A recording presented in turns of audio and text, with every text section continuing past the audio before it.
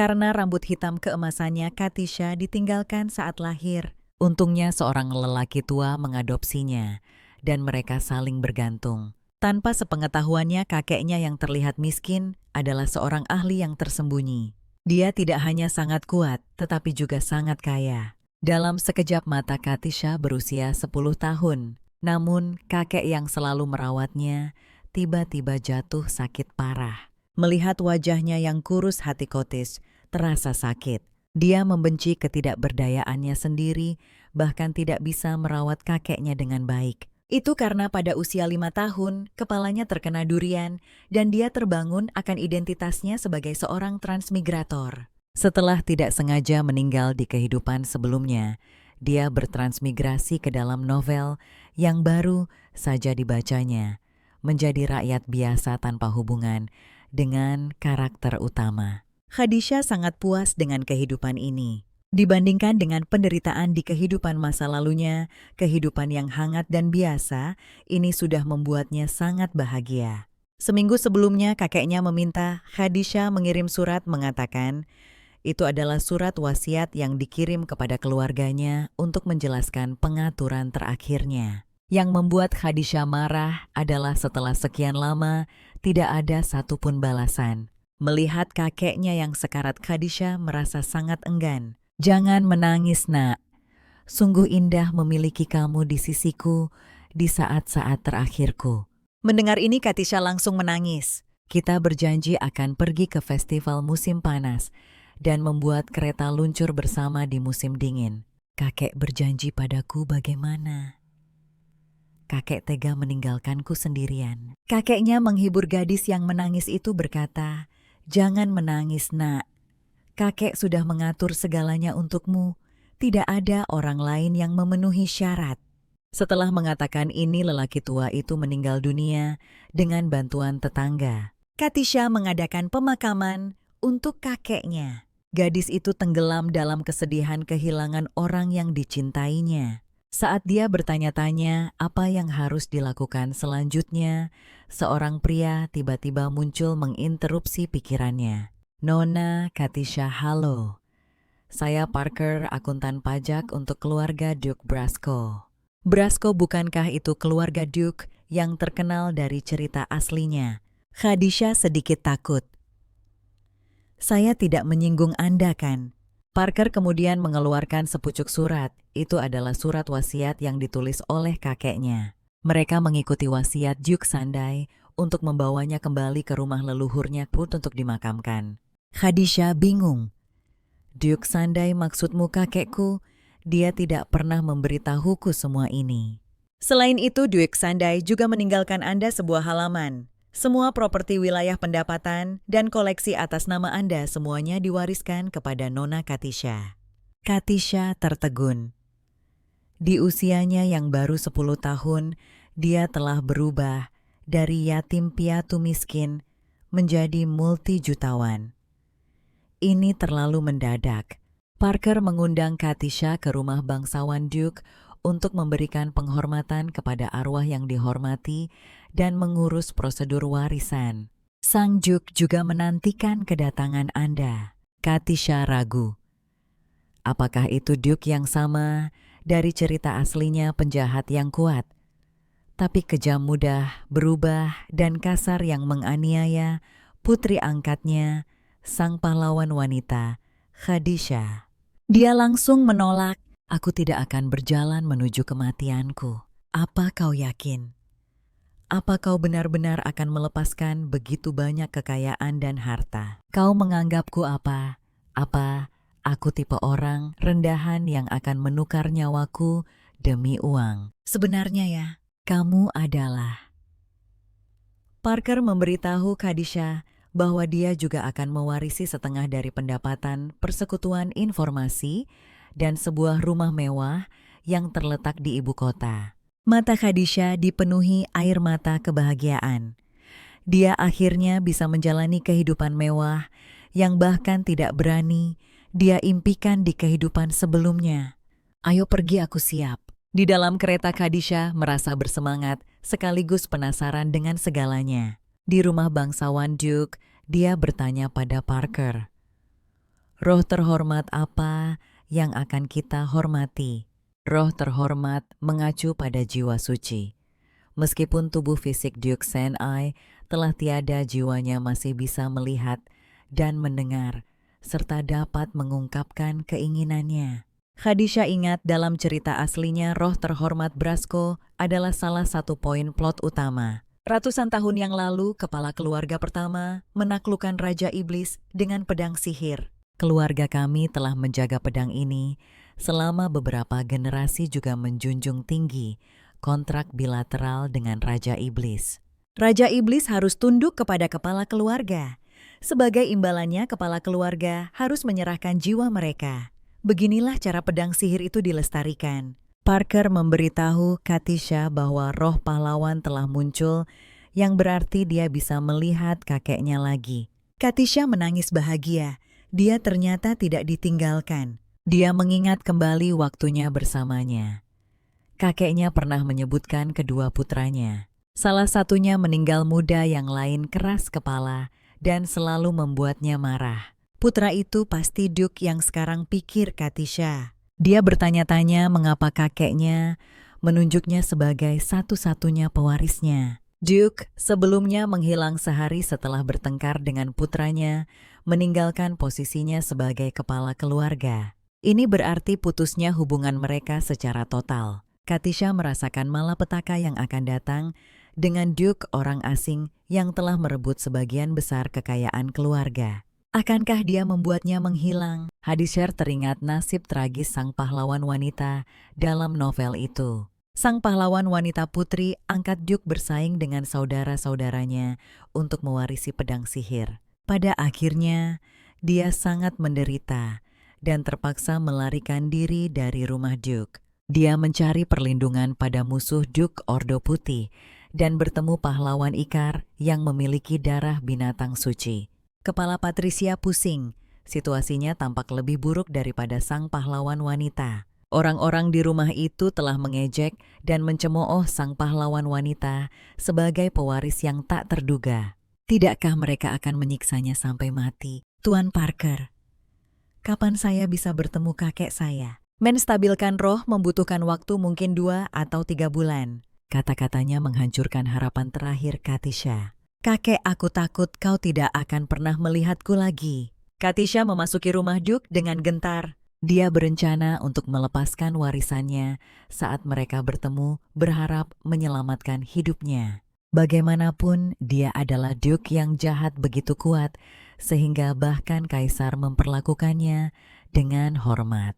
Tapi dia dengan cepat terpikat oleh rumah mewah itu. Bangunan semewah itu bisa disebut istana.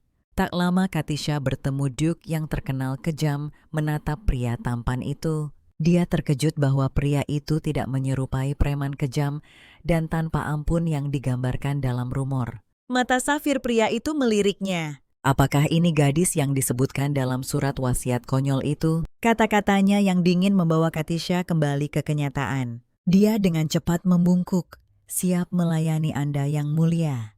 Adipati tidak bereaksi. Katisha tetap membungkuk, takut untuk bangkit. Punggungku rasanya mau patah. Adipati mengusap dahinya dengan jengkel. Berapa umur si kecil ini? Nona Katisha berumur 10 tahun yang mulia. 10 tahun.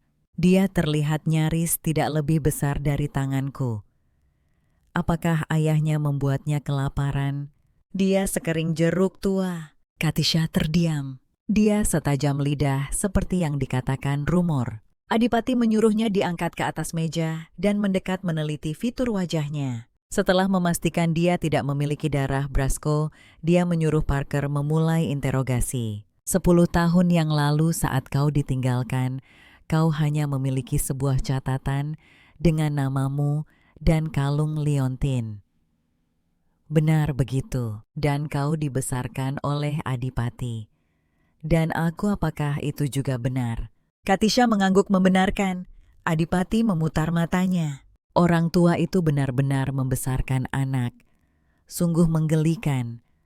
Apakah Adipati Sandai pernah menyebutkan sesuatu tentang warisan? Katisha menggelengkan kepalanya.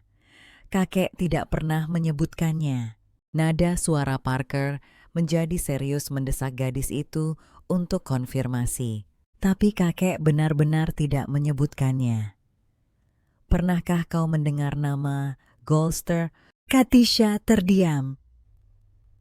Bukankah itu nama pedang sihir yang dilindungi oleh keluarga Adipati?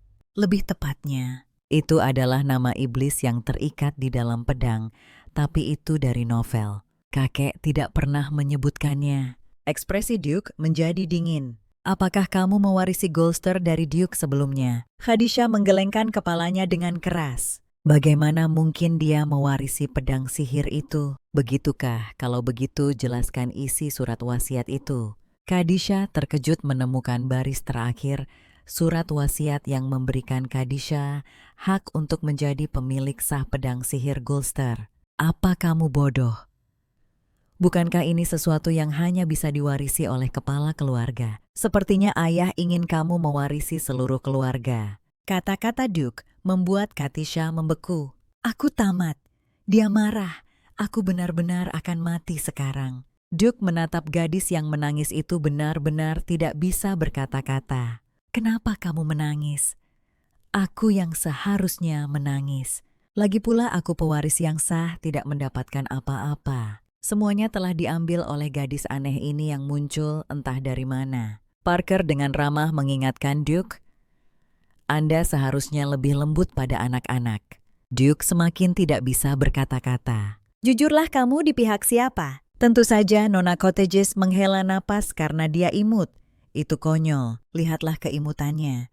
Tentu saja itu berguna. Sang Adipati terdiam. Dia tiba-tiba merasa bahwa Parker mungkin ada benarnya. Setelah semua keributan itu, Sang Adipati belum mendapatkan jawaban yang diinginkannya. Dia melambaikan tangannya menyuruh mereka berdua pergi. Dia hanya ingin sedikit kedamaian dan ketenangan. Parker menuntun Katisha ke sebuah kamar tidur. Dia menyerahkan sekantong koin yang berat padanya. Ini adalah uang darurat dari Adipati saat ini dan kartu aksesnya terhubung ke brankas. Aku akan mempercayakan ini padamu untuk saat ini, Katisha.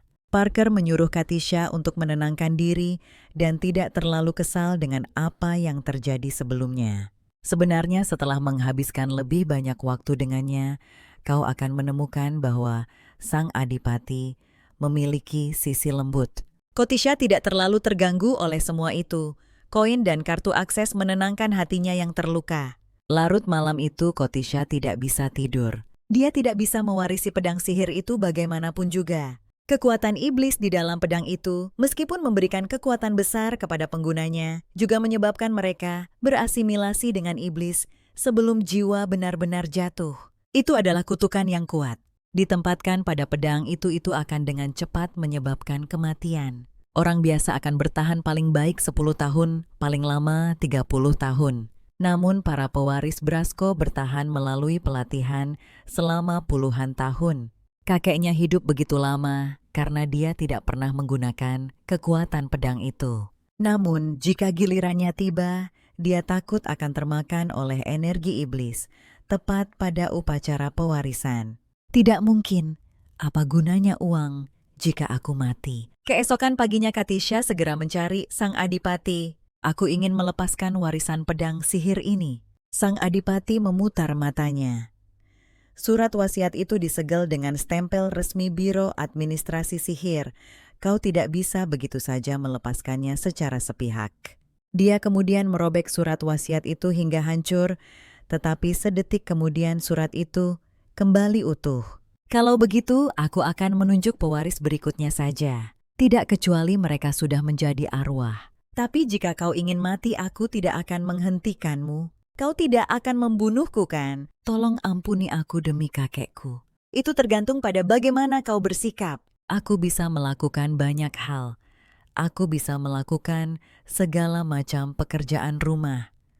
Aku bahkan bisa mengupas apel menjadi bentuk angsa. Sang Adipati dibuat terdiam oleh gadis ini. Jika kau patuh dan tidak membuat masalah, aku mungkin akan mempertimbangkan untuk memberimu ujian. Sekarang pergilah ke ruang makan dan makanlah sampai kau bulat seperti jeruk bali. Dengan itu dia mengusirnya keluar dari kantornya. Malam kembali tiba. Katisha gelisah di tempat tidur memainkan satu-satunya benda yang ditinggalkan orang tuanya, liontin kalung. Mengingat kakek dan orang tuanya yang belum pernah ditemuinya, Katisha merasakan sebersit kesedihan. Tepat saat itu kalung itu mulai bersinar. Katisha bingung.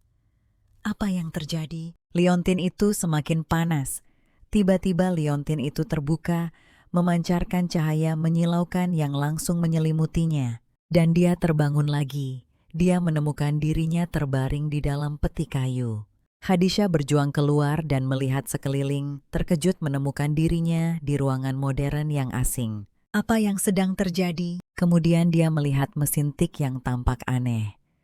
Sebaris teks tiba-tiba muncul di layar di atasnya. Apakah Anda ingin melanjutkan Kardashian? Dengan ragu menekan ya. Kini seperti sihir Kardashian terdiam. Bukankah itu judul novel tempat dia bertransmigrasi? Dia ingat novel itu belum selesai. Novel itu tiba-tiba berhenti diperbarui pada bab 167.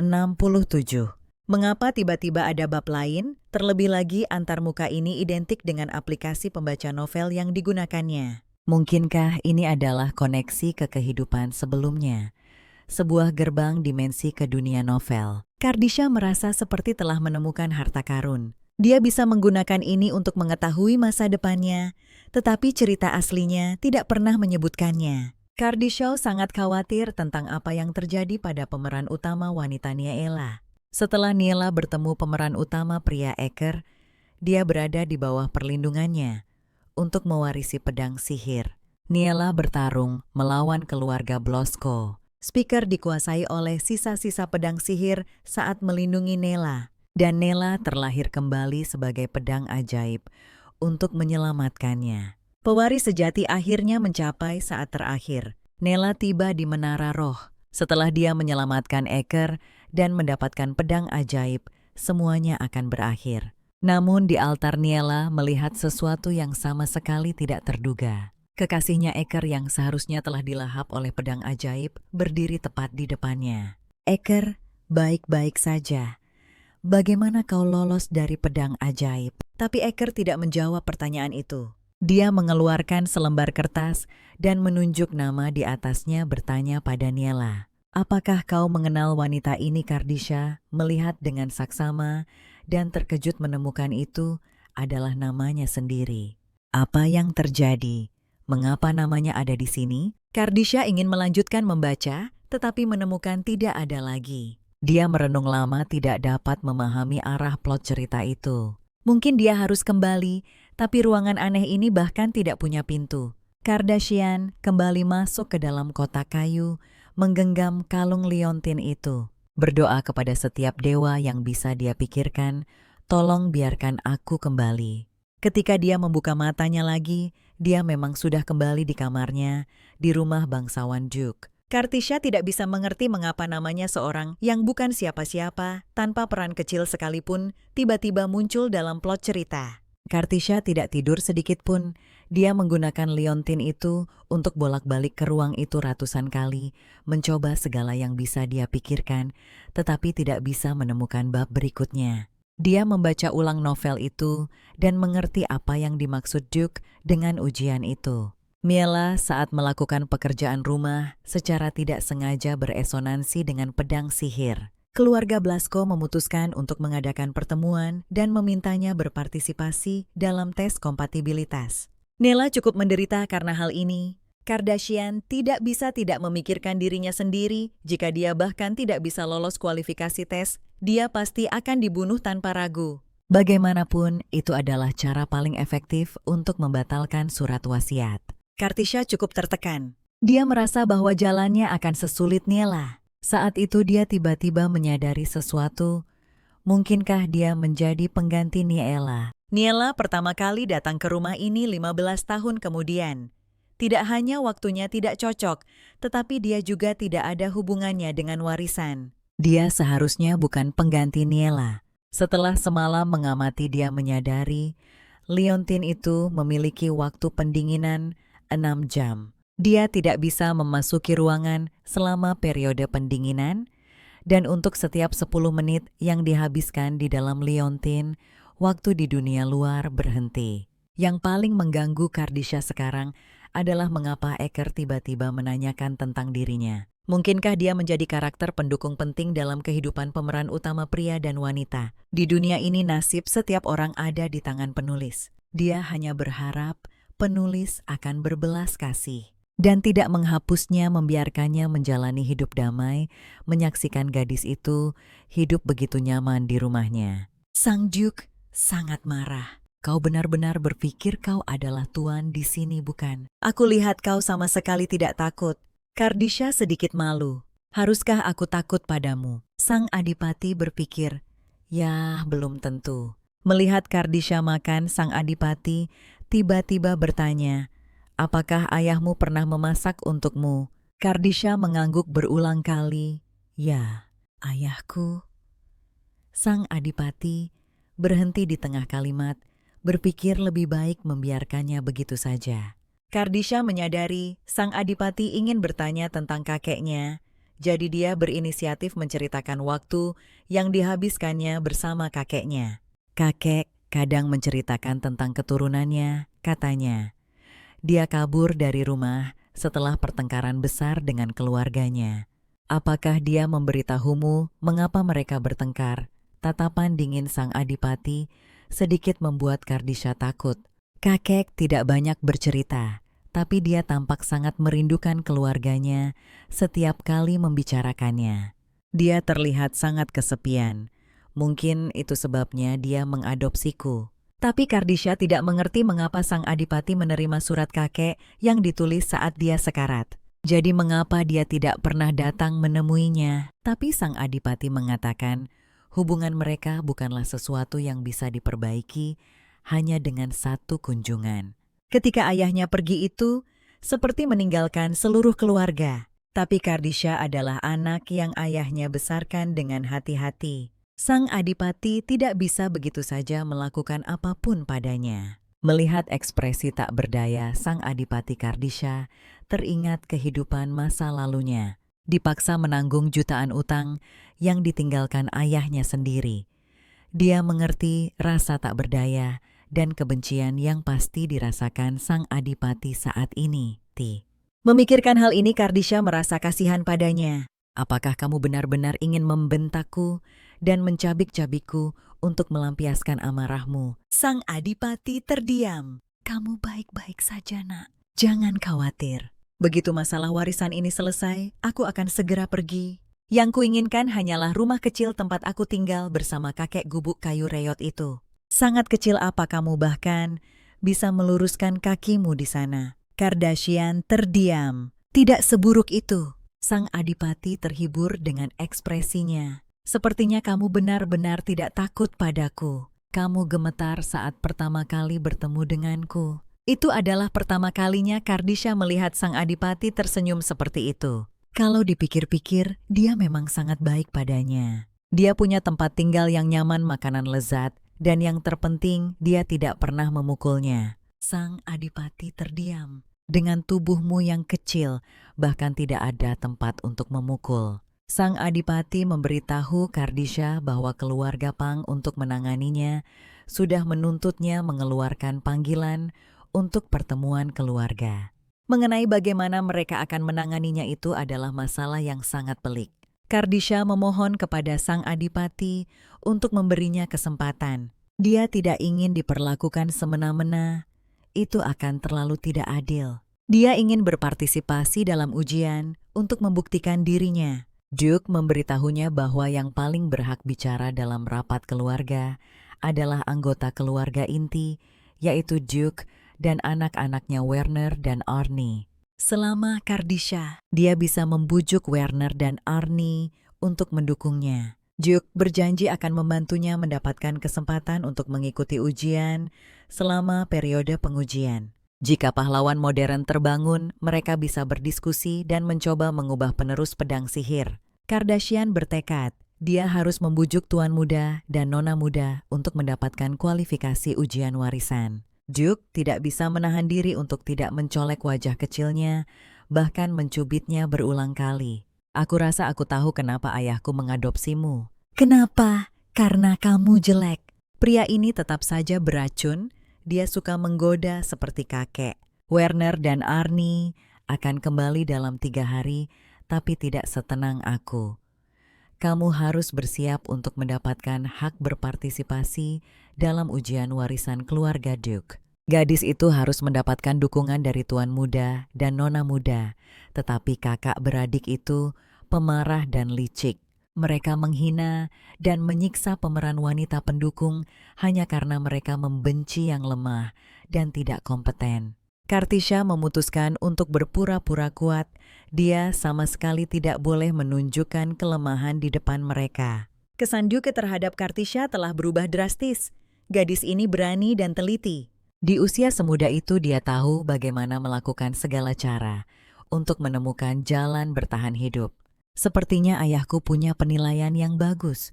Dia penasaran bagaimana Kardashian akan mendekati kakak beradik itu.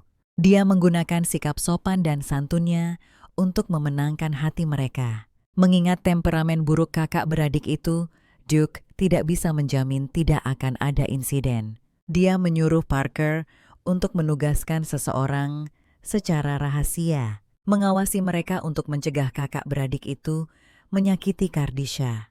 Namun, sebelum 3 hari berlalu, Kardisha terkejut oleh suara dentuman keras. Kakak beradik itu sudah kembali lebih awal. Warner, sang kakak berusia 17 tahun dan salah satu dari 7 master aura pedang kekaisaran. Dia juga kandidat kuat untuk Duke berikutnya. Adik perempuannya Arnie berusia 15 tahun dan seorang jenius dalam alkimia dan metalurgi. Dia mendapatkan gelar pengrajin kekaisaran di usia muda. Kedua kakak beradik itu memiliki darah bangsawan dan bakat yang menakjubkan. Namun kepribadian dan perilaku mereka benar-benar buruk. Arnie melihat pintu yang tidak rusak dengan terkejut. Pintu itu diperkuat dengan sihir mengingat cara masuk mereka yang biasa dan penuh kekerasan. Mereka sudah menghancurkan pintu yang tak terhitung jumlahnya. Warner melemparkan mata-mata yang tertangkap ke tanah. Ini pasti anjing kerajaan. Bawa dia pergi dan buat dia bicara. Arnie mengerutkan kening, dia benar-benar berpura-pura. Maka kakak beradik yang saling bermusuhan itu memulai pertengkaran ke-200 mereka hari itu. Kardisha tidak menyangka mereka kembali secepat ini. Aku belum siap. Kepala pelayan menyambut tuan muda dan nona muda pulang. Duke menunggu kalian berdua untuk membahas kuncinya. Arnie tidak puas. Kenapa aku disebut kedua? Mulai sekarang Nona Arnie dulu tuan muda. Werner juga tidak ingin bersama adiknya. Aku akan mandi dulu lalu menemui Duke. Kepala pelayan berada dalam posisi sulit, tapi Werner membungkamnya dengan tatapan tajam. Arnie juga mengatakan dia ada urusan yang harus diselesaikan.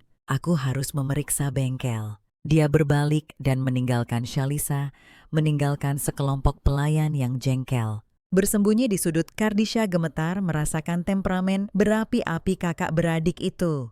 Mendekati mereka secara gegabah, sama saja dengan bunuh diri. Dia memutuskan pendekatan tidak langsung mengumpulkan informasi terlebih dahulu. Tapi saat dia mendekati kamar Werner, pintu tiba-tiba terbuka. Werner menatapnya. Kardisha membeku, tidak yakin bagaimana harus bereaksi. Untuk apa kau berdiri di sana? Masuk sini dan siapkan mandiku. Airnya harus bersuhu tepat dan handuk harus siap. Kardisha tidak memahami situasinya. Dia teringat Kardisha yang asli diperlakukan seperti ini oleh Werner. Dan jika tugas tidak selesai dalam 3 menit, akan ada hukuman. Melihat 30 detik sudah berlalu, Kardisha buru-buru menggulung lengan bajunya dan mulai bekerja. Bagaimanapun, dia adalah ahli dalam merapikan. Werner tampak puas dengan bak mandi yang sudah disiapkan. Dia kemudian memberi isyarat agar Kardisha membersihkan kamarnya. Berkat pembersihan Kardisha yang efisien, lantai dan perabotan menjadi bersih dan berkilau seperti baru. Werner menanyakan nama gadis itu. Tuan muda, nama saya Kardisha. Efisien dan tidak takut menatap mataku. Aku senang. Kardisha tidak menyangka akan memenangkan hati Werner secepat ini. Sudah berapa lama kamu di mansion ini? Beberapa hari tuan muda. Kamu pasti sudah melihat penipu itu, bocah nakal itu yang mencuri 2/3 kekayaan Brasco dalam semalam. Kardisha kini menyadari bahwa Werner benar-benar mengira dia adalah seorang pelayan. Dia mengira Werner tahu identitasnya dan sengaja mengganggunya. Melihat pria itu menggertakkan giginya saat menyebut ahli waris, Kardisha tidak berani mengungkapkan identitasnya. Dia hanya bisa membela diri dengan lemah lembut. Dia sangat pemalu, tidak punya ambisi dan sadar diri. Velna mencibir. Bocah licik itu berani menipu kakek untuk menulis surat wasiat itu. Bagaimana mungkin dia tidak punya ambisi? Dia berani mengingini apa yang menjadi milik orang lain. Daripada menghancurkan surat wasiat itu, lebih baik menyingkirkan ahli warisnya saja. Arthur Shaw tertegun. Di mata Warner, gadis itu jelas bukan orang biasa. Jika dia punya hubungan dengan keluarga kerajaan, dia harus segera disingkirkan. Corner menatap Kardisha dan memberinya tugas penting. Berpura-puralah berteman dengan ahli waris itu, dekati dia, amati dia, dan cari tahu motifnya. Dia tidak akan mencurigai anak manis sepertimu. Partisha mencoba menolak. Aku sangat pemalu. Aku tidak bisa memikul tanggung jawab seberat ini, tuan muda. Tapi Warner sangat percaya padanya. Kau adalah pelayan pertama yang bisa berbicara normal denganku selama 10 menit. Anak pertama yang berani menatap mataku. Aku punya harapan besar padamu. Kardashian pasrah karena dia tidak bisa memenangkan hatinya dengan mengungkapkan identitasnya. Dia harus terus memainkan peran pelayan untuk menyenangkannya. Agar bahkan jika dia mengetahui identitasku, nanti dia tidak akan mengusirku. Baik tuan muda, Anda bisa menyerahkannya padaku. Warner sangat puas dan segera memberi hadiah kue kepada gadis itu. Jika kau melakukannya dengan baik, aku akan memberimu hadiah tambahan. Keesokan paginya Kardisha tiba di pintu kantor Duke. Pengawal pribadi Duke, Keith, melihat gadis itu dan menyapanya dengan akrab. Selamat pagi, Mississippi. Apa yang membawamu ke tempat berbahaya ini sepagi ini? Aku datang untuk menyapa Duke. Keith hampir meneteskan air mata. Setelah bertahun-tahun, akhirnya ada seseorang yang datang menyapa Duke. Selamat pagi, tapi Kardisha yang masih di pintu mendengar suara penolakan Duke. Dia mendorong pintu hingga terbuka dan mengintip ke dalam. Bisakah Anda sarapan bersama saya? Duke menolak lagi. Kardisha segera bertingkah imut dan memelas, tapi sangat kesepian makan sendirian. Kakek selalu makan bersamaku. Duke dibuat terdiam oleh ini. Bahkan Parker dan Keith keluar untuk membujuk Duke agar makan dan beristirahat.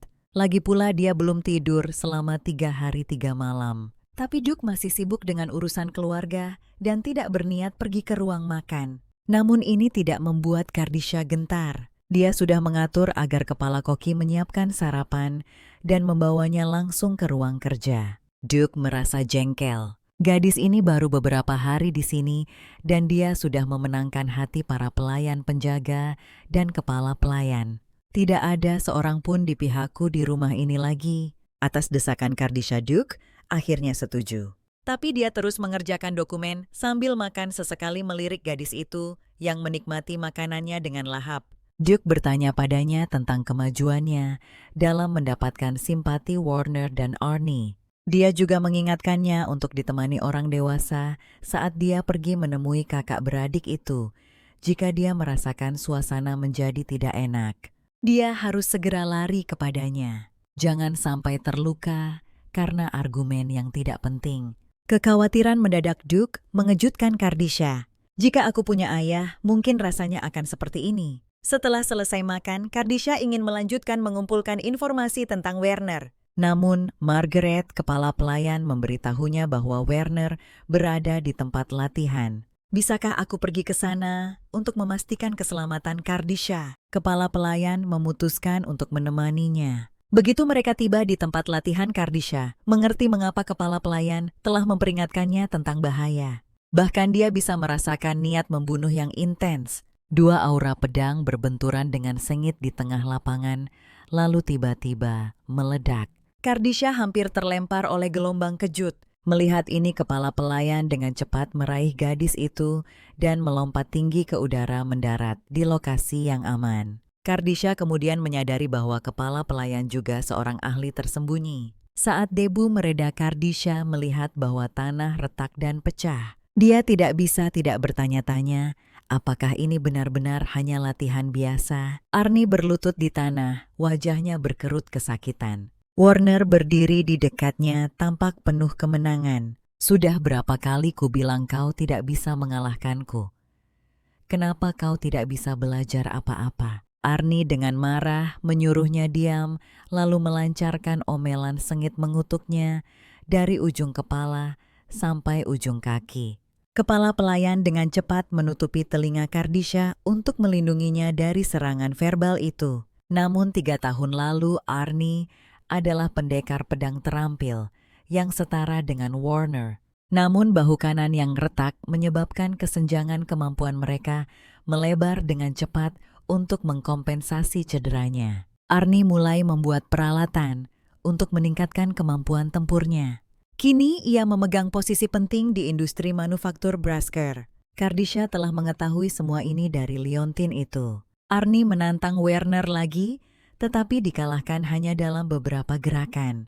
Werner bertanya padanya, "Mengapa sisi kananmu selalu begitu rentan?" Arnie hanya menggertakkan giginya dan tetap diam. Kepala pelayan menjelaskan kepada Kardisha bahwa Werner tidak tahu tentang cedera Arnie. Jika kabar itu tersebar, karier pedang yang dicintainya pasti akan berakhir. Karena ini kesalahpahaman di antara mereka berlipat ganda dan hubungan mereka memburuk. Kardisha terdiam melihat kakak beradik itu, salah satunya dengan harga diri yang begitu rapuh. Dia keras kepala, menolak bicara, lambat bereaksi, dan selalu bertingkah seolah sedang mengajari adik perempuannya pelajaran. Jika ini terus berlanjut, bukan tidak mungkin mereka akan bertengkar. Kardisha sedikit khawatir mengawasi keduanya dari jauh. Ditemani kepala pelayan, dokter mengikuti Arnie ingin memeriksanya. Bahkan Kardisha bisa melihat bahu kanannya yang kaku, wajah pucat, dan kondisinya yang buruk. Tapi Arnie menolak mentah-mentah dan memperingatkan dokter untuk tidak memberitahu Duke atau Werner atau dia akan memecatnya segera. Kedua kakak beradik itu sedang dalam suasana hati yang buruk hari ini. Demi keselamatan Kardisha, kepala pelayan menyarankan untuk tidak menemui mereka hari ini. Kenapa kita tidak pergi ke tempat lain saja? Dataran luas di utara wilayah itu memiliki banyak hal menarik. Kardisha tidak tertarik dengan tempat seperti itu. Dia ingin berjalan-jalan di jalanan. Lagi pula dia belum pernah keluar sama sekali selama dia berada di sini. Bagaimanapun juga aku secara nominal adalah pewaris Brasko. Pergi berbelanja seharusnya tidak masalah kan? Jadi Nona Anda ingin pergi kemana? Toko pakaian, toko mainan, atau toko makanan penutup? Meskipun dia sangat ingin keluar dan bersenang-senang, Kardisha kali ini memiliki tujuan yang jelas. Aku ingin pergi ke toko obat herbal. Kakeknya telah mengajarinya banyak resep herbal, meskipun saat itu dia tidak tahu untuk apa resep-resep itu. Dia tidak menyangka resep-resep itu akan berguna sekarang.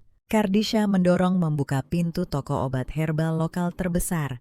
Petugas toko melihat dia masih anak-anak mengira dia sedang disuruh-suruh.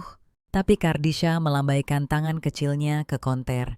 Dari sini sampai sana bungkus semuanya untukku. Setelah memanen hasil yang melimpah, dia baru saja kembali ke rumah bangsawan Duke ketika Duke memperhatikannya. Apakah semua ini? Kardisha melihat ruangan yang penuh tumpukan herbal, merasa sangat puas. Pantas saja semua orang suka berbelanja. Perasaan menghabiskan uang seperti air ini benar-benar luar biasa. Kardisha membenamkan dirinya di tumpukan herbal dan mulai menyiapkan ramuan.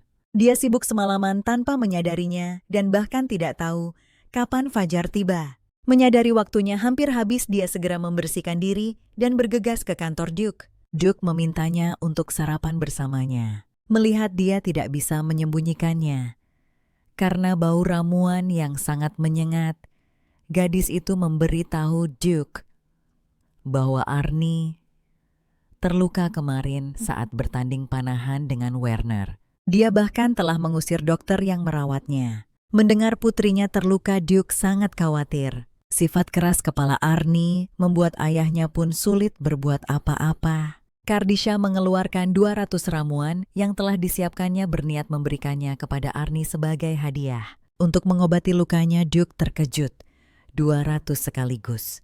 Itu terlalu banyak. Melihat penampilan ceria gadis itu, Duke merasakan sesuatu yang mengganjal di hatinya, entah mengapa. Untungnya Kardisha sudah bersiap.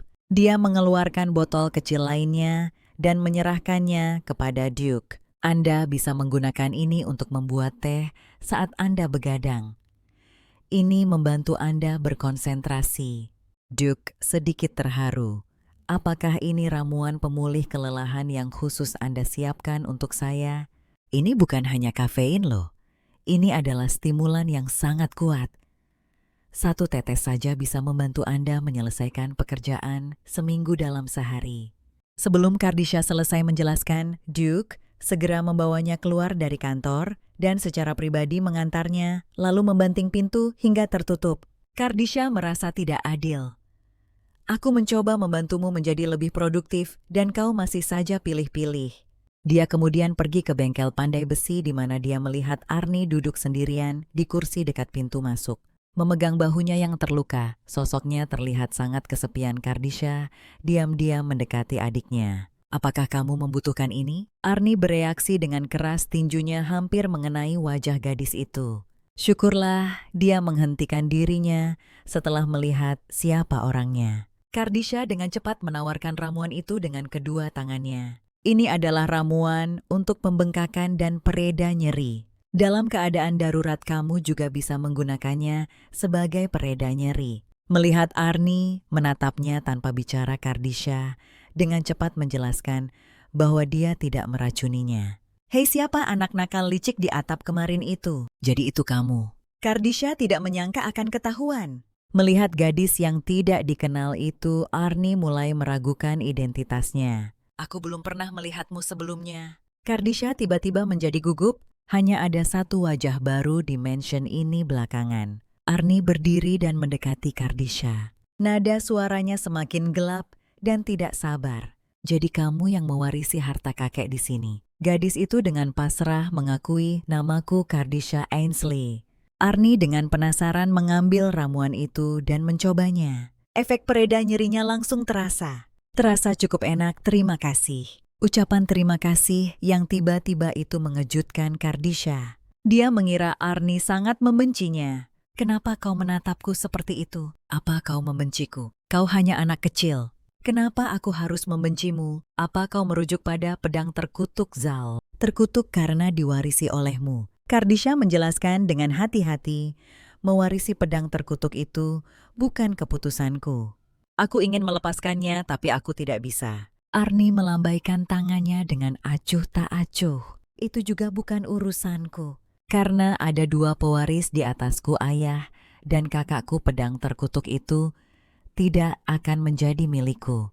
Tapi aku peduli pada hal lain. Berangkas kakek. Isinya penuh dengan berbagai macam bahan langka dan harta karun.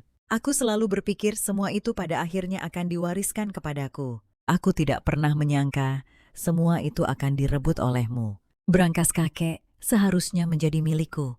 Aku tidak akan membiarkanmu mencurinya. Ini memberi Kardisha sebuah ide. Dia telah menemukan kunci untuk memenangkan hati Arnie. Kalau begitu bagaimana kalau kita membuat kesepakatan, situasi yang saling menguntungkan bagi kita berdua? Dukung aku dalam mengikuti tes warisan dan lindungi aku agar aku bisa mewarisi semuanya. Arnie mengira gadis itu gila. Apa kau menyatakan kepadaku, anggota keluarga langsung, bahwa kau akan mencuri warisan kami tepat di depan mata kami? Karena surat wasiat itu aku adalah pewaris yang sah. Tapi aku juga tahu bahwa begitu aku mewarisinya, musuh yang tak terhitung jumlahnya akan muncul. Jadi aku bersedia menjadi investormu, kakak. Setelah aku mewarisi berangkas itu, apapun di dalamnya adalah milikmu. Aku juga akan memberimu dukungan materi dan moral, termasuk senjata yang dinamai sesuai namamu, pelatihan ofensif dan defensif, serta modal awal. Arnie terkejut. Pelatihan ofensif dan defensif selalu menjadi impiannya. Dia tidak pernah memberitahu siapapun. Arnie tergoda. daya pikat brankas itu terlalu besar. Lebih baik menyerang lebih dulu daripada berbagi dengan ayah dan kakaknya. Kardisha mengeluarkan selembar kertas. Kakak, mari kita selesaikan selagi panas dan tanda tangani kontraknya. Wow, dia bahkan menyiapkan kontrak, tapi itu terlihat seperti permainan anak-anak. Setelah kau tanda tangan, kita akan membawanya ke kantor administrasi Biro Urusan Hukum dan Biro Manajemen Sihir untuk disahkan sama seperti surat wasiat kakek agar tidak ada yang bisa menghancurkannya. Arnie terkejut dengan pengaturan Kardashian yang cermat. Apakah anak ini benar-benar baru 10 tahun? Kardashian sedang dalam suasana hati yang sangat baik, meskipun Arnie bilang dia akan memikirkannya. Dia jelas terpengaruh. Kardashian tidak yakin apakah dia harus sepenuhnya mempercayai pemilik aslinya, karena setelah melihat semua orang secara langsung, dia menyadari citra mereka agak berbeda dari novel. Para pelayan di mansion juga sangat mudah diajak bergaul. Bahkan pemeran utama wanita Nila akur dengan mereka. Sudah waktunya melapor kepada Warner. Kardashian memperhatikan kakinya diperban. Apakah kamu terluka? Aku terkilir saat berlatih tanding dengan Arnie. Kardashian memberikan beberapa nasihat baik. Apa kalian berdua harus seintens itu? Warner tampak kesal. Tidak mungkin tidak intens. Setiap sesi latihan tanding kami harus melakukannya dengan tekad mati-matian. Jika aku lengah sedikit saja, Arnie bisa memotong kakiku. Kakak beradik yang tampaknya tidak akur ini sebenarnya memiliki sisi hangat. Werner selalu mengagumi kakaknya. Di matanya Arnie adalah pendekar pedang yang hebat. Jadi saat berlatih tanding dengannya, dia harus mengerahkan seluruh kemampuannya.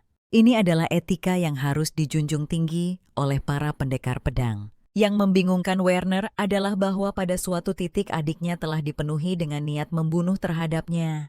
Tapi bagaimanapun juga mereka adalah saudara kandung yang terhubung oleh darah. Kardashian tidak menyangka dia begitu peduli pada Arnie. Werner awalnya berencana untuk meminta latihan tanding dengan Yang Mulia setelah mengalahkan Arnie kali ini, tetapi dia malah cedera pergelangan kaki. Kardashian bertanya-tanya, mengapa Anda memanggil Duke Yang Mulia, bukan ayah Valenzate? Jujur aku tidak merasa dia ayahku. Jadi aku tidak bisa memanggilnya begitu. Kardashian pikir itu masuk akal. Lagi pula mereka sudah lama tidak tinggal bersama, jadi wajar jika merasa jauh. Sebenarnya aku juga anak angkat, tapi aku beruntung. Aku bertemu seseorang yang sangat baik padaku. Kardashian tidak bisa menahan diri untuk tidak merindukan kakeknya. Melihat ekspresi gadis itu yang sedikit sedih, Warner berkata, terus terang, aku tidak berpikir itu hanya keberuntungan. Tidak ada hadiah yang tidak didapatkan di dunia ini. Kamu bertemu orang baik karena kamu baik. Lebih percaya diri, nak. Mata Kardashian berbinar. Dia tidak menyangka akan mendengar kata-kata seperti itu dari Warner. Dadanya sedikit bergetar dan dia hampir menangis. Terima kasih Tuan Muda. Malam itu Duke mengetahui sesuatu yang luar biasa dari kepala pelayan Kardashian. Di usia semuda itu, dia benar-benar bisa merasakan aliran aura pedang dan bahkan melihatnya dengan matanya. Bahkan pendekar pedang berpengalaman pun belum tentu bisa melihatnya. Werner sendiri belum menguasai aura pedang sampai dia berusia 11 tahun. Seorang anak yang hanya pernah memegang pisau buah ternyata lebih unggul darinya.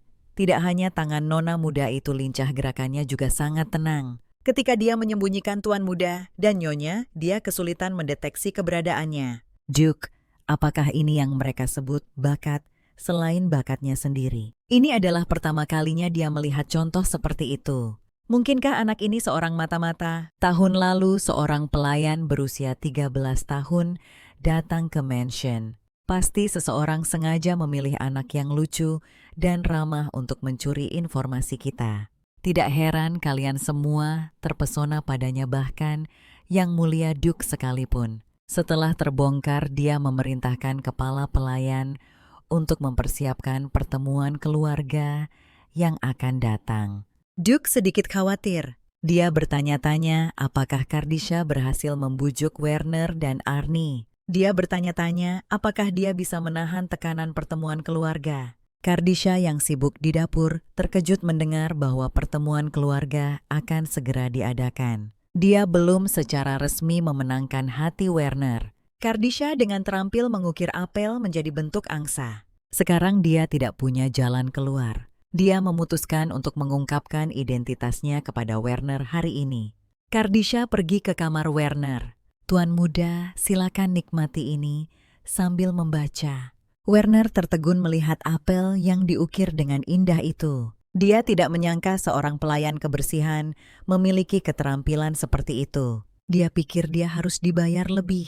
Kardisha melihat buku di tangan Werner. Bukankah itu sejarah politik kekaisaran? Dari bagian-bagian yang ditandainya, dia menyadari bahwa itu semua adalah materi yang diajarkan kakeknya.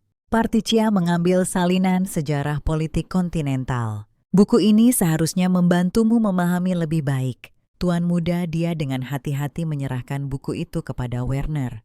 Setelah membacanya, Werner merasa itu sangat membantu. Lalu dia menyadari ada yang tidak beres. Bagaimana gadis ini tahu dia membutuhkan buku ini? "Nak, apakah kamu sudah membaca buku ini?" "Aku membacanya tahun lalu." Kardisha sangat gugup. Dia memejamkan mata dan menarik napas dalam-dalam, memutuskan untuk mengambil risiko.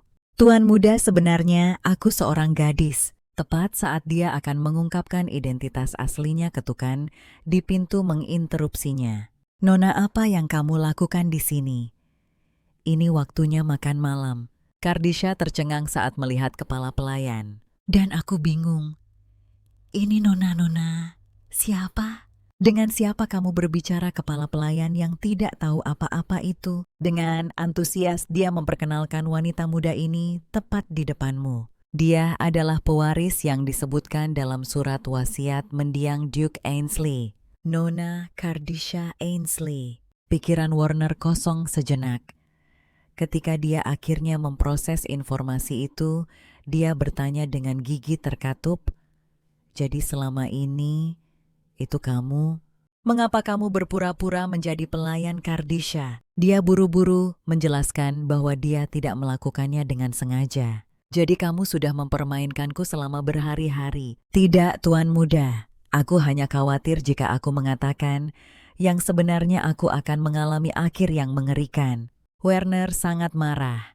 Beberapa hari terakhir, dia memperlakukannya seperti anak biasa, banyak berbicara dengannya, dan hampir menceritakan tentang ayahnya. Kardisha meringkuk ketakutan memohon ampun. "Maafkan aku, Tuan muda. Aku sungguh tidak bermaksud menipumu." "Tuan muda, aku sungguh bukan orang jahat." Werner mulai pusing. "Berhenti memanggilku Tuan muda. Apa kau tidak suka gelar itu? Lalu aku harus memanggilmu apa? Panggil saja aku Werner." "Baiklah, Werner." Werner merasa ada yang tidak beres. "Aku beberapa tahun lebih tua darimu. Kau harus menggunakan panggilan kehormatan." "Aku mengerti, kalau begitu aku akan memanggilmu kakak." Panggilan kakak itu membuat Werner tertegun. Detik berikutnya dia mengangkat Kardisha dan berjalan keluar. Kardisha berpikir dia akan dilempar ke gunung dan dikubur hidup-hidup meronta dan memohon Werner untuk mengampuni nyawanya. Werner membawanya ke kantor Duke. Sambil menggendong Kardisha, dia bertanya pada Duke, "Kenapa kau mendandaninya begitu konyol?" "Itu membuatku tidak mengenalinya." Melihat pakaian Kardisha yang penuh warna, Duke juga merasa aneh. "Kenapa kau berpakaian seperti pelangi? Bukankah kepala pelayan sudah menyiapkan banyak baju baru untukmu?"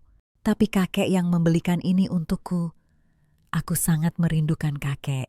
Melihat Kardisha, di ambang air mata Duke dengan cepat memuji pakaiannya. "Pakaianmu sangat kreatif. Aku menyukainya." Berbalik ke arah Werner, dia mengkritiknya karena terlalu pilih-pilih. Apa salahnya seorang gadis kecil berpakaian rapi? Werner menyerah. Dia memuji pakaiannya, memiliki sentuhan artistik. "Kakek mungkin ingin dunia melihat kualitas luar biasamu." Kardisha tidak mengerti. "Kamu sudah menguasai garis besar sejarah politik benua di usia semuda ini. Tentu saja kamu luar biasa." "Tapi kakek bilang itu pengetahuan umum." Dia bilang, "Aku akan ditertawakan jika tidak tahu itu. Duke tampak berpikir, dia benar-benar mengajarinya pelajaran tingkat lanjut seperti itu, dan dia mengerti serta mengingatnya. Ditambah dengan bakatnya merasakan aura pedang bahwa apakah semua ini benar-benar hanya kebetulan? Duke meminta Kardisha berganti pakaian yang lebih sederhana karena Paman Gasper sudah tiba. Kardisha terkejut. Gasper ini adalah tetua tertua dari keluarga Brasco. Kedatangannya berarti rapat keluarga akan segera diadakan. Kardisha berganti pakaian dan menuju ruang rapat. Dia menyesal lupa memberitahu Warner untuk mendukungnya. Kepala pelayan menghibur Kardisha menyuruhnya untuk tidak gugup. Tetua Gasper memiliki temperamen yang jauh lebih lembut daripada Adipati saat ini. Kardisha sangat setuju. Temperamen keluarga ini dibandingkan dengan kakeknya yang keras kepala memang jauh lebih baik. Kardisha menarik napas dalam-dalam. Dia tidak punya jalan keluar sekarang. Dia akan memberikan segalanya. Saat pintu perlahan terbuka, semua mata tertuju pada Kardisha. Di bawah tatapan pengawasan yang mempertanyakan penyelidikan dan penghinaan dia, langsung menjadi gugup. Mengapa Werner dan Arnie ada di kerumunan? Kegugupannya sedikit mereda. Mereka mungkin akan membantunya.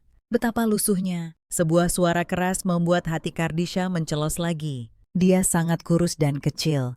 Apakah dia bahkan punya wawasan? Kepala keluarga saat ini pasti sudah pikun. Dia benar-benar mengambil anak yatim seperti ini. Dia selalu eksentrik. Bisikan-bisikan diskusi membuat Kardisha marah. Baiklah hina aku, tapi mengapa menghina kakek? Jika kalian begitu peduli dengan warisan kakek dan pedang ajaib itu, mengapa kalian tidak memperlakukannya dengan baik saat dia masih hidup? Kalian bahkan tidak mengunjunginya sebelum dia meninggal. Para bangsawan tidak menyangka Kardisha akan seberani itu. Dia benar-benar berani berbicara kepada mereka seperti ini. Kalian mengabaikannya saat dia hidup dan sekarang dia meninggal. Kalian mengejar warisannya. Kalian semua munafik. Kardisha tanpa ampun merobek topeng kemunafikan mereka. Seorang pria gemuk menunjuknya dan berteriak, "Dasar bocah kurang ajar. Beraninya kau tidak sopan kepada orang yang lebih tua. Apakah C dan aku mengajarimu untuk menjadi begitu sombong?" Kardisha sama sekali tidak gentar. Kakek mengajariku untuk tidak pernah mentolerir penindasan. Kardisha tahu betul bahwa perkataan dan tindakannya hari ini pasti akan dihukum. Tapi demi kakeknya dan dirinya sendiri, dia tidak boleh menunjukkan kelemahan apapun. Jika tidak, mereka pasti akan kalah. Pria gemuk itu melenggang sombong mengancam akan memberi pelajaran pada bocah kurang ajar ini. Akhirnya sang adipati angkat bicara menyuruh pria itu diam dan tidak membuat keributan di depan para tetua mereka. Dia juga menyuruh Kardisha berhenti agar tidak melukai perasaan semua orang. Dengan pengumuman adipati, pertemuan keluarga Brasco resmi dimulai. Kardisha Ainsley menyapa anggota keluarga dan Duke pria tua yang duduk di kursi tinggi. Duke memandang gadis itu sambil terkekeh. "Nak, kaulah pewaris yang dibesarkan oleh saudaraku Helson." Kardisha mengenalinya. Ini adalah adik laki-laki kakeknya, tetua Gasper.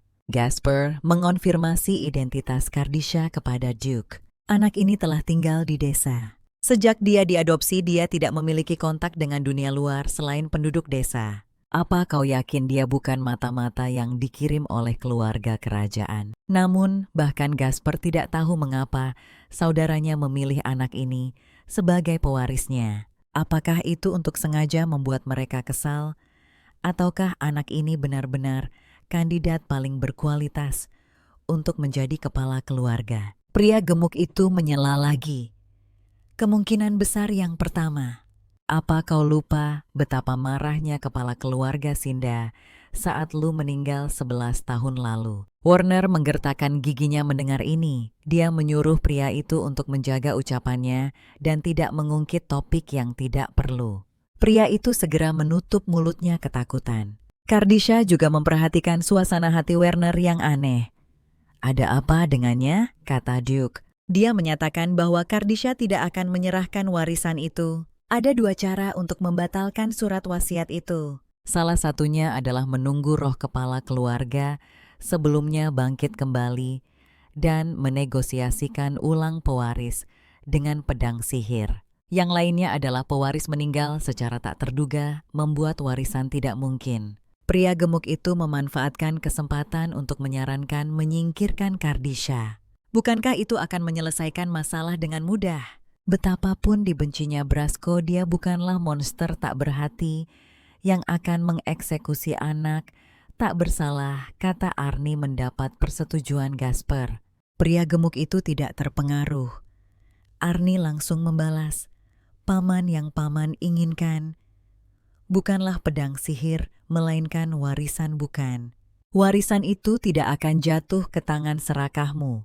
Saat semua orang kebingungan, Sang Adipati berbicara lagi. Ada cara yang lebih baik, cara yang memungkinkan Kardisha mewarisi warisan secara sah dan mencegah gelar kepala keluarga jatuh ke tangan orang luar, yaitu dengan mengubah nama belakang Kardisha dan membuatnya bergabung dengan keluarga Brasko. Para bangsawan yang hadir gempar mendengar ini.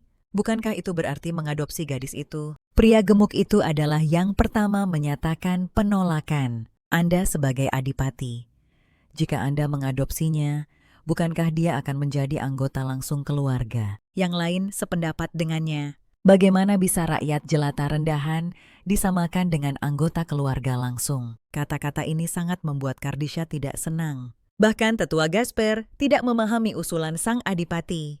Bagaimanapun juga garis keturunan langsung Brasko adalah yang paling mulia di kekaisaran. Jika Anda ingin mengubah nama belakang Kardisha, gunakan saja nama belakang rakyat jelata. Kardisha khawatir, jika dia benar-benar dikirim ke keluarga rakyat jelata, masa depannya akan suram. Sikap Adipati sangat tegas. Aku ingin dia bergabung dengan daftar keluarga inti karena aku ingin membesarkan anak ini. Kata-kata ini mengejutkan tidak hanya para bangsawan, tetapi juga Kardisha sendiri. Aku sangat tertarik pada anak ini, dan karena dia adalah anak yang disayangi oleh kepala keluarga sebelumnya, aku memang merasakan kasih sayang tertentu padanya. Untuk menunjukkan keadilan, Adipati meminta pendapat anak-anaknya sendiri. Seketika itu juga Arni menyetujui usulan ayahnya dan bahkan mengedipkan mata pada Kardisha yang membuatnya tersanjung. Tapi Werner tetap diam. Kardisha mengira dia masih marah padanya, tanpa diduga Werner tidak setuju maupun tidak menolak, hanya mengatakan dia akan mematuhi keputusan Adipati. Ini berarti bahwa ketiga anggota inti keluarga Brasko telah sepakat. Adipati meminta pendapat Kardisha, tetapi melihat tatapan hampir membunuh dari anggota keluarga lainnya, Patricia terlalu takut untuk berbicara. Pada saat itu tetua Gasper menawarkan untuk berbicara dengan anaknya. Apakah kamu tahu berapa banyak properti yang telah kamu warisi? Dana tersebut adalah modal operasional seluruh keluarga. Meskipun secara nominal milik kepala keluarga sebelumnya, sebenarnya itu dibagikan oleh semua orang. Tapi dengan kepergiannya brankas itu telah dikunci. Hanya pewaris yang sah yang bisa membukanya. Kardisha kini menyadari bahwa semua aset keluarga Brasko telah dibekukan sejak kematian kakeknya. Tidak heran anggota keluarga sangat cemas. Meskipun mengadopsimu saat ini adalah solusi tercepat, kita tidak bisa begitu ceroboh. Tetua Gasper mengusulkan tes warisan untuk Kardisha. Melalui tes ini kita bisa melihat apakah dia memenuhi syarat untuk menjadi pewaris dan putri angkat dari garis keturunan langsung. Proposal ini sangat sesuai dengan harapan Kardisha. Jadi Adipati secara alami mengarahkan pembicaraan ke arah tes warisan. Bagaimana menurutmu? Bisakah kamu menerimanya? Kardisha dengan sigap menerima proposal tetua Gasper. Akan ada 4 tes, secara keseluruhan detailnya akan ditentukan melalui rapat keluarga. Hanya dengan melewati keempatnya, dia akan dianggap memenuhi syarat. Anggota keluarga besar tidak memiliki keberatan lebih lanjut dan keluarga inti Adipati juga setuju. Proposal tes warisan pun disetujui. Kardisha dengan khidmat menandatangani namanya pada deklarasi tersebut. Dia teringat kakeknya. Kakeknya telah melakukan begitu banyak untuknya. Dia pasti percaya dia bisa melakukannya. Masalah apapun yang muncul, dia akan menyelesaikannya. Gadis itu sosok paling ceria dan bersinar di rumah Adipati.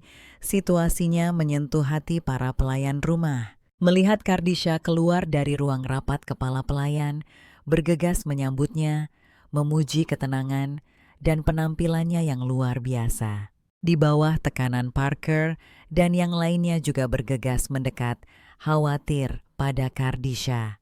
Melihat ini, gadis itu merasa air mata menggenang. Apakah mereka mengkhawatirkannya selama ini? Ini memberi Kardashian gelombang kepercayaan diri. Dia pasti akan lulus tes warisan dan tidak akan mengecewakan dukungan mereka. Namun semua orang menyuruhnya untuk tidak terlalu memaksakan diri karena di usianya sekarang ia seharusnya dikelilingi oleh kasih sayang. Kehangatan yang tak terlukiskan memenuhi hati Kardashian. Air mata kebahagiaan mengalir tak terbendung. Ia tak bisa berhenti menangis dan terus terisak hingga larut malam. Sang Duke bertanya padanya ada apa. Wajahnya membengkak dari sebesar jeruk menjadi sebesar labu. Kardashian meminta Sang Duke untuk memastikan apakah tawaran adopsinya itu sungguh-sungguh.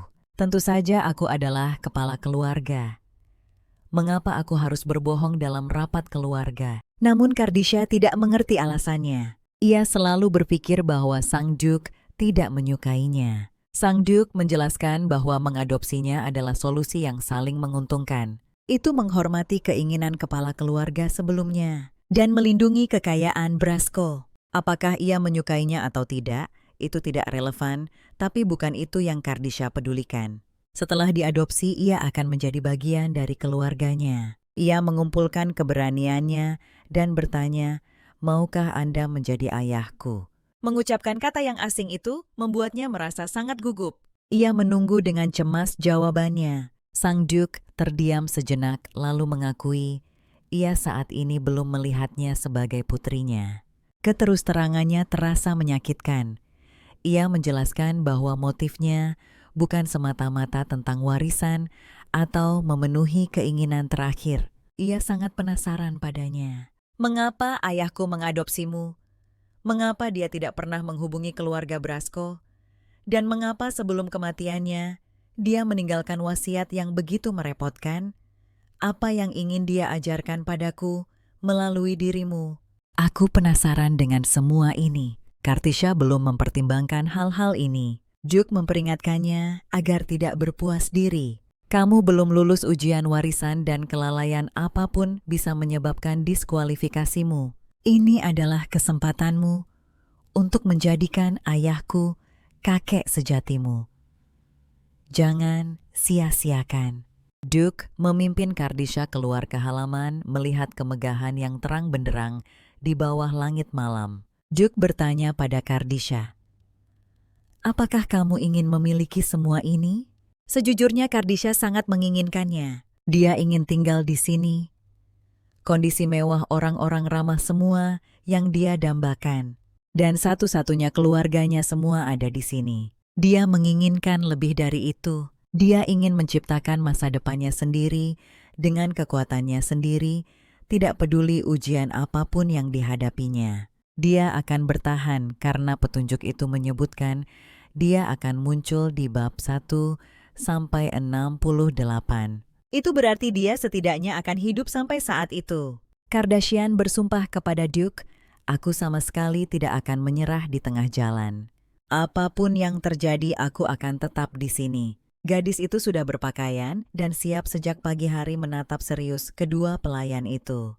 Hari ini adalah hari pertama ujian warisan untuk masa depannya. Kardashian sepenuhnya fokus dan menanggapinya dengan serius. Namun begitu dia masuk ke kereta, dia melihat seseorang yang tidak ingin dia lihat. Itu adalah anggota keluarga cabang siber yang pernah menyebutnya rendahan dan berdarah biasa. Kemarin dia dengan munafik mengundang Kardashian untuk berbagi kereta. Kardashian menolak secara langsung. Siber berpura-pura tidak berdaya dan berkata, "Meskipun kamu tidak mau, kamu tidak punya pilihan. Aku di sini untuk mengawasimu agar tidak curang." Setelah berbicara, pengawas duduk di kereta dan mulai mencari-cari kesalahan Kardashian. Nada bicaranya sembrono, posturnya ceroboh, tatapannya kasar, dan emosinya tidak sabar. "Kamu adalah contoh khas rakyat jelata yang tidak punya sopan santun." Siber menuduh Kardashian. Perilaku kasarmu akan mencoreng reputasi keluarga dan bahkan Adipati saat ini. Kardisha terdiam. Berani-beraninya orang ini menyebut kakeknya. Dia membalas tanpa ampun, sopan santunmu benar-benar mengesankan. Aku sama sekali tidak bisa melihat bahwa kaulah yang menghinaku di pertemuan kemarin. Kamu menyandang nama Braskon, namun kamu menggunakan bahasa vulgar seperti itu untuk menghina orang lain. Bukankah itu melanggar semangat keluarga? Saat itu Adipati dan Warner tiba di kereta. Melihat Siber di dalam, Adipati terkejut. Kenapa kamu duduk di keretaku? Kesombongan Siber langsung lenyap.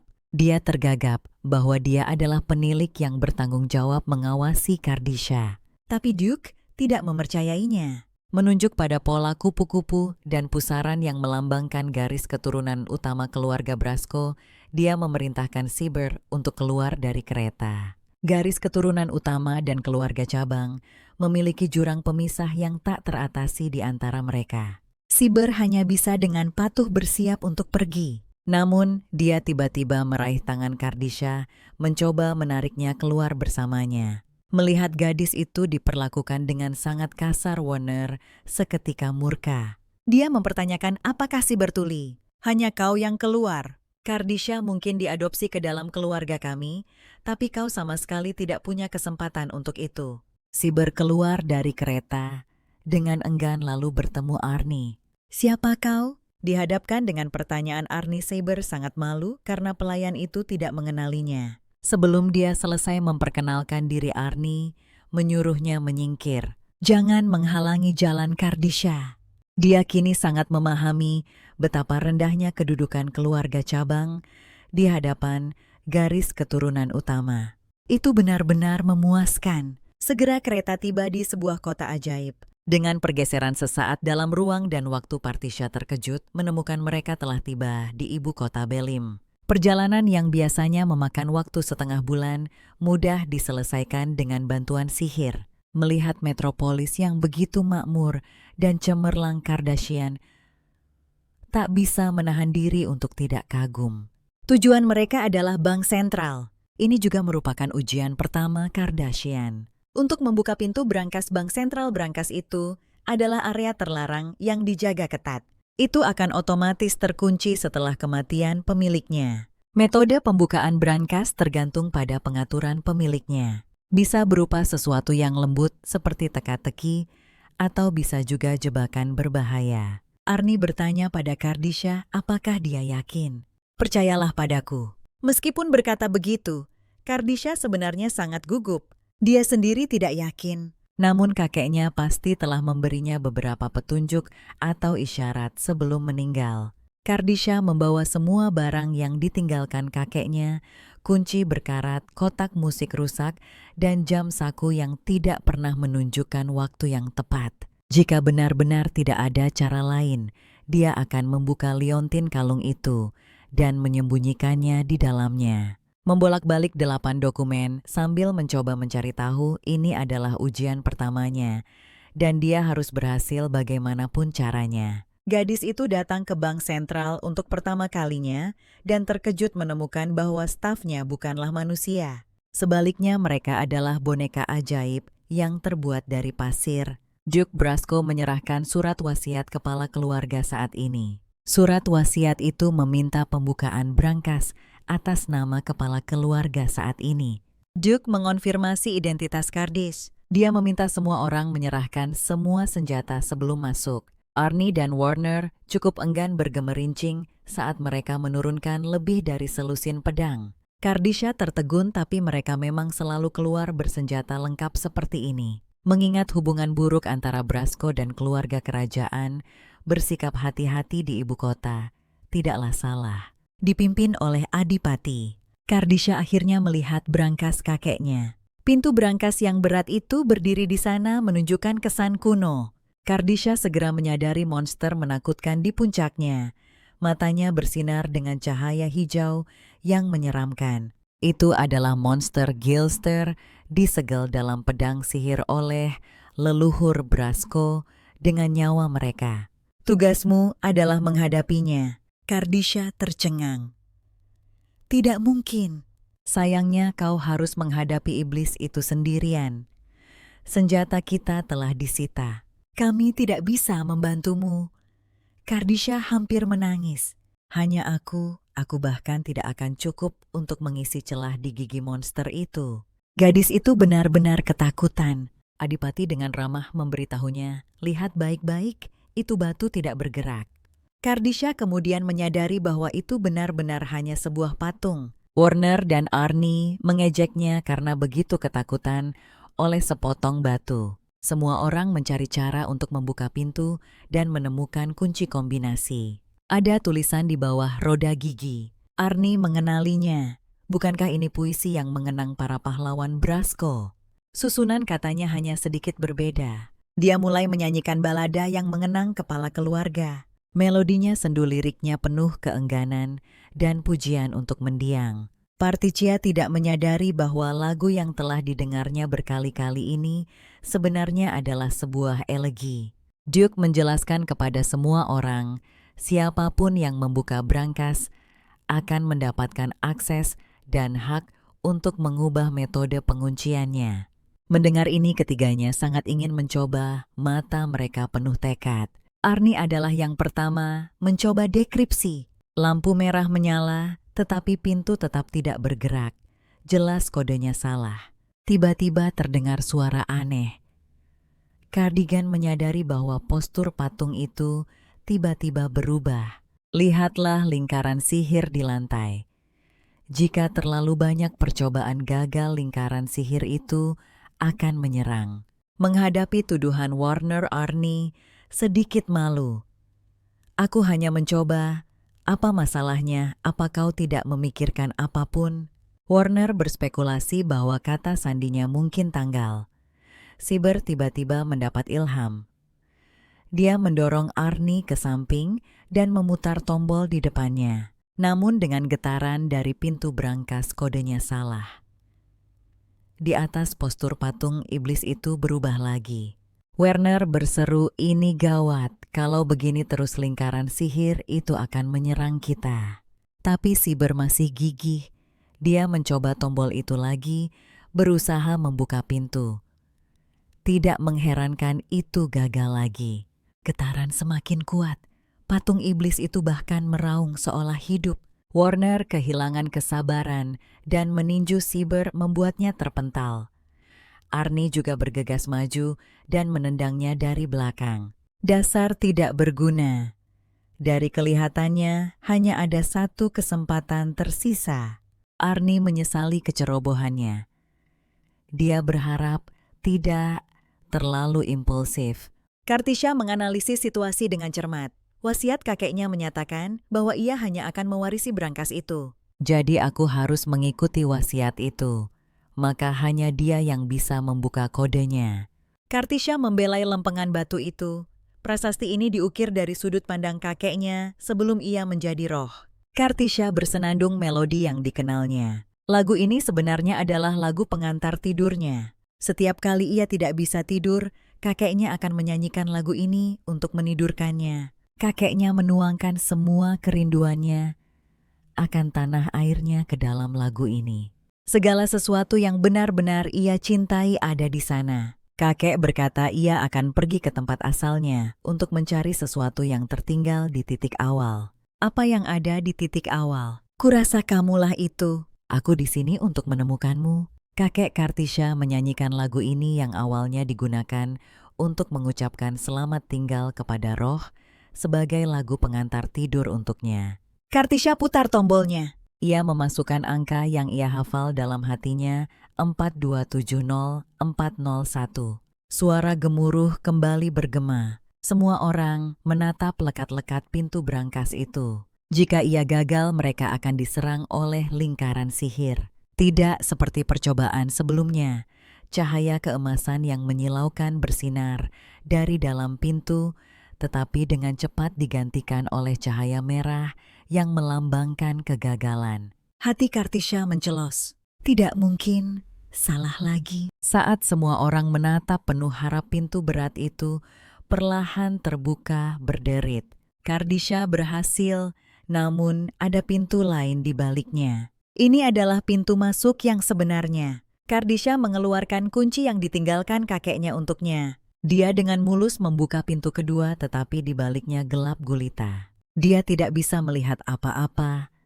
Meskipun takut, Kardashian melangkah masuk tanpa ragu. Dia percaya kakeknya tidak akan membiarkan sesuatu terjadi padanya dalam waktu dekat. Mata Kardashian membelalak. Gunung-gunung koin emas dan permata muncul di hadapannya. Gadis yang belum pernah melihat begitu banyak emas itu tercengang. Ini bukan brankas. Ini adalah alun-alun emas.